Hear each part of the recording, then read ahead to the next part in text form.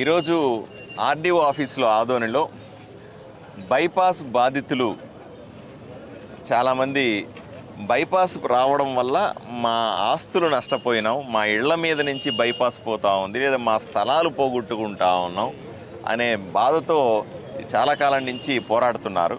వాళ్ళని దృష్టిలో పెట్టుకొని ఒకవైపున బాధితులు, వాళ్ళకు ఉన్నటువంటి అనుమానాలు నివృత్తి చేయడానికి ఒకవైపున అధికారులు, ఇంకోవైపున ఆర్డీఓ గారు కానీ, ఎంఆర్ఓ కానీ, రెవెన్యూ సిబ్బంది కానీ, ఓవైపు నేను, అలాగే పట్టణంలో ఉన్నటువంటి ప్రముఖులందరినీ కూడా పిలిచి ఈరోజు 2 గంటల పాటు ఆర్డీఓ ఆఫీస్లో సమావేశం నిర్వహించడం జరిగింది.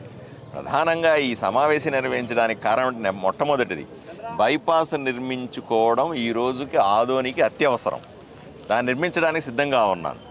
రెండవది, నిర్మించే బైపాస్ని వేసే సందర్భంలో ఊరిలో ఉన్న ఏ వ్యక్తి కూడా, ఒక్క వ్యక్తి కూడా నేను నష్టపోయినాను అని బాధపడకూడదు అనే ఒకే ఒక ఉద్దేశంతో బాధితులందరినీ పిలిపించి ఈరోజు ఊరిలో ఉన్న పెద్దవాళ్ళందరూ కూడా, ఓవైపు లాయర్లు అయితేనే, వివిధ పార్టీలకు సంబంధించిన వ్యక్తులందరూ వచ్చి ఇక్కడ కూర్చొని వాళ్ళ బాధను విన్న తర్వాత చాలాసార్లు చాలా చర్చ జరిగింది. అలైన్మెంట్ మార్పులు వాటి గురించి. దీంట్లో సుమారుగా 7.5 కిలోమీటర్లు బైపాస్ రోడ్లో 130 కోట్ల రూపాయలు ఎవరైతే బాధితులకు అందరికీ కూడా ఇవ్వాలనుకున్నాం, 76 కోట్ల రూపాయలు రోడ్డు వేయడానికి ఉపయోగపడే డబ్బులు అనుకున్నాం. ఈ మొత్తం కూడా కేంద్ర ప్రభుత్వం ఆల్రెడీ శాంక్షన్ చేసింది మనకి. సో వీటిని వెంటనే పూర్తి చేయాల్సిన అవసరం ఉంది. అందువల్లే బాధితులందరినీ కూడా ఓదార్చాం, వాళ్ళు చెప్పిన కష్టాలన్నీ కూడా విన్నాం, వాళ్ళ వైపు నేను నిలబడ్డాం.